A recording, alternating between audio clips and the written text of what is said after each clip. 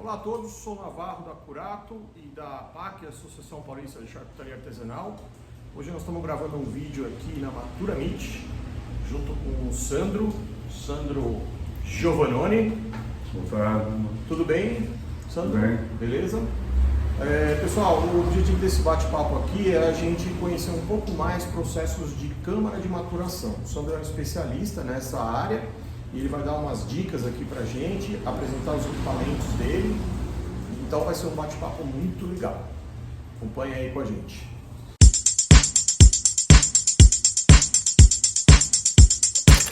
Se você nos dissesse qual é a diferença entre um equipamento profissional como o que você fabrica e as adaptações que são feitas hoje usando fogaus, usando vaporizador interno, desumidificador. Normalmente a gente que tinha achado de problema, por mais que coloque 2, 3 controladores, eles não se conversam entre si.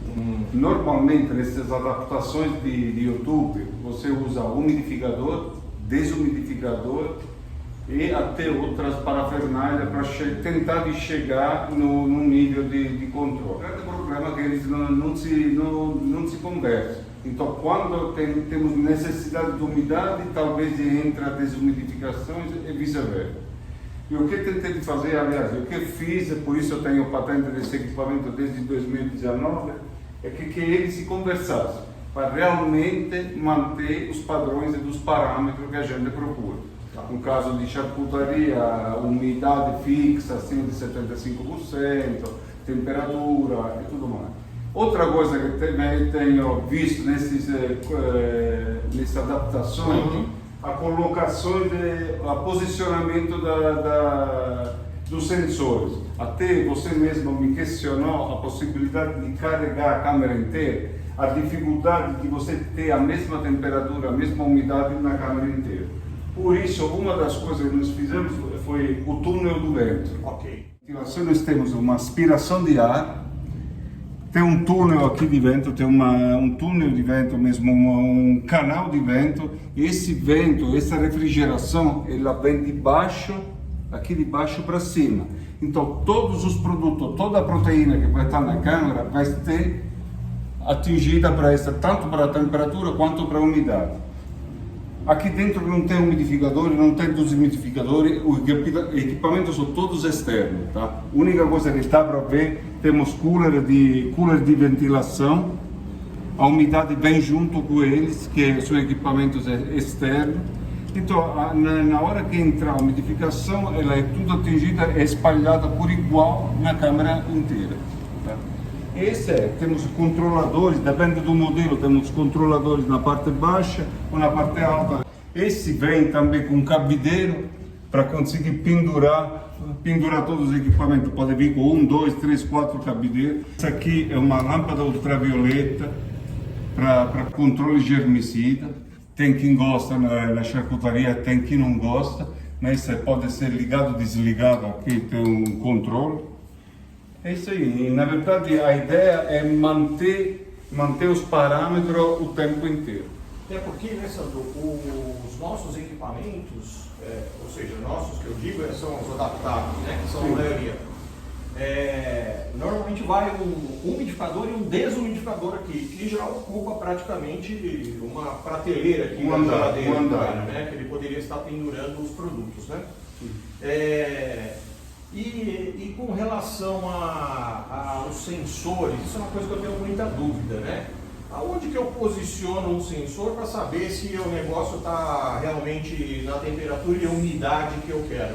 Então, eu tenho visto na internet até de câmeras vendidas como câmera de charcutaria, o sensor colocado aqui na saída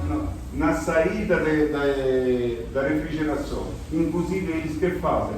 Esse aqui é uma aspiração. E neste caso, quando colocam o sensor aqui, eles invertem o sentido de rotação e vira ventilação. Então, ele acaba captando, medindo a saída da evaporadora. Então, a temperatura que realmente tem dentro. Uma coisa que poucos sabem é o seguinte: tudo que a gente faz de impostação num controlador, na geladeira de casa, tudo, na evaporadora nós temos uma diferença de 7 graus.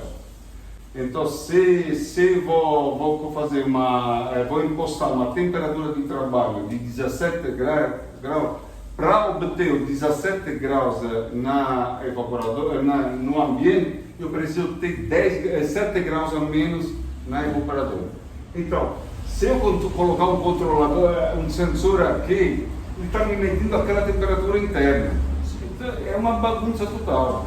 E outra coisa, se eu tiver 50 salames pendurados aqui, 30 salames pendurados aqui, por essa ventilação, eu vou ter várias camadas de condições de uso, porque a temperatura que vai estar aqui não vai estar a mesma que está aqui embaixo.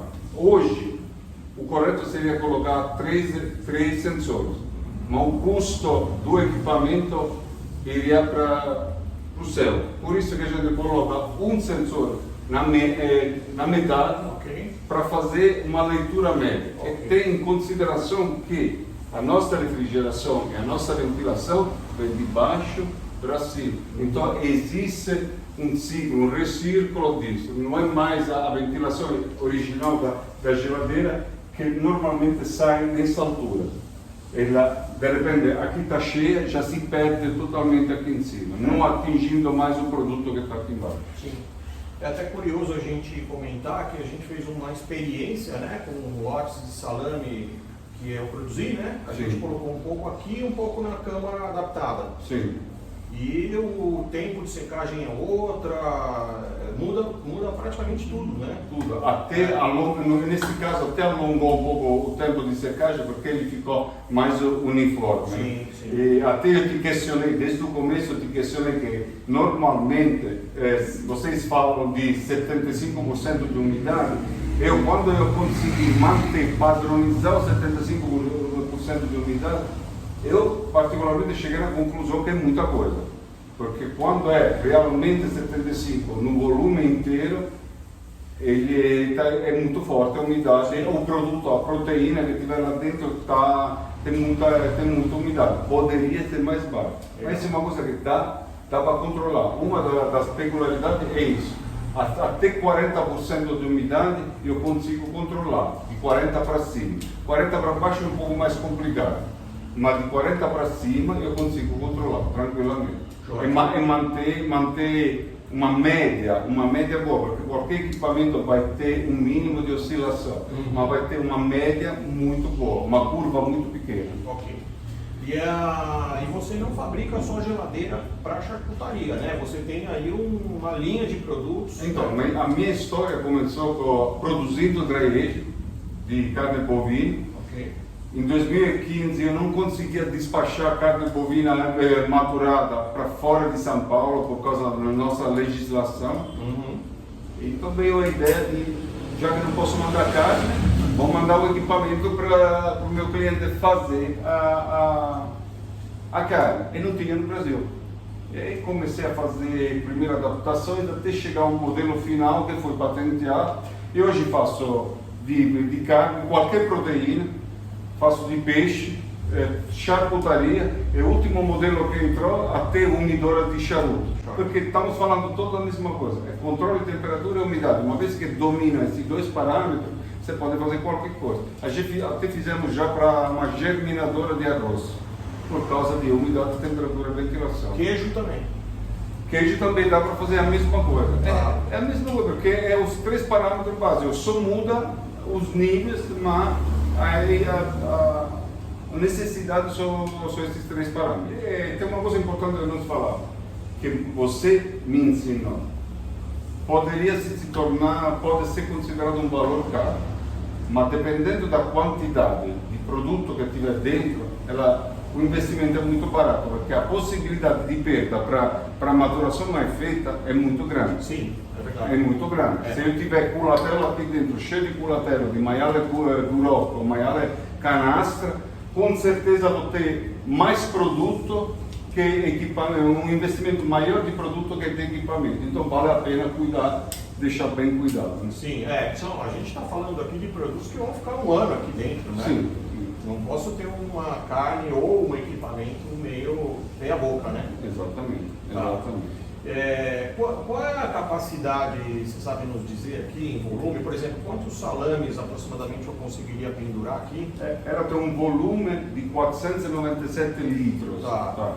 Agora, te falar quanto salame depende da bitola do salame. Eu posso dar essa resposta. Eu acho que aqui cabe 100 fácil.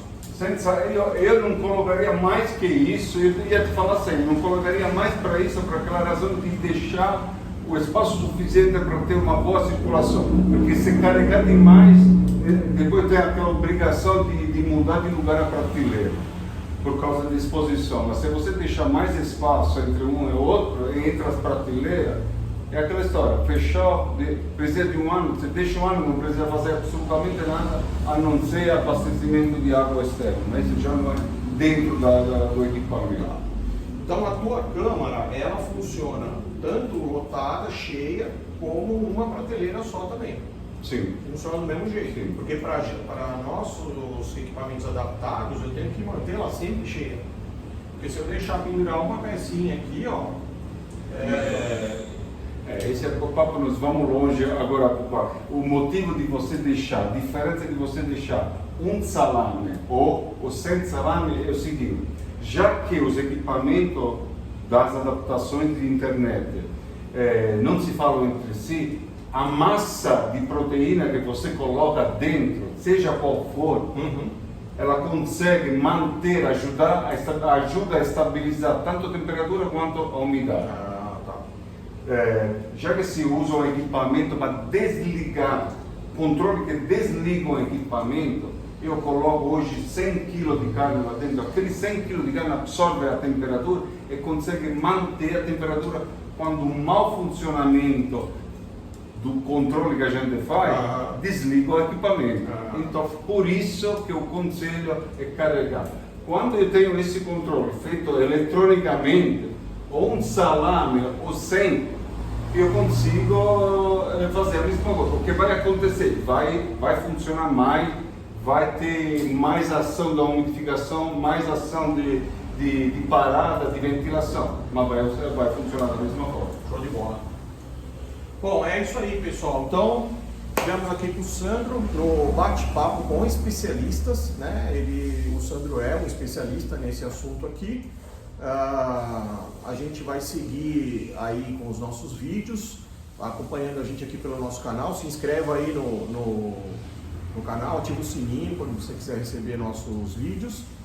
Mais uma vez, obrigado, Sandro. Obrigado a você pela oportunidade. E de novo, nós vamos deixar o serviço aqui, tá? Os contatos, telefone, Instagram do Sandro. Quem tiver alguma pergunta, um questionamento, quiser saber preço, forma de pagamento, é só falar com ele. Um abraço a todos. Obrigado. Valeu, obrigado.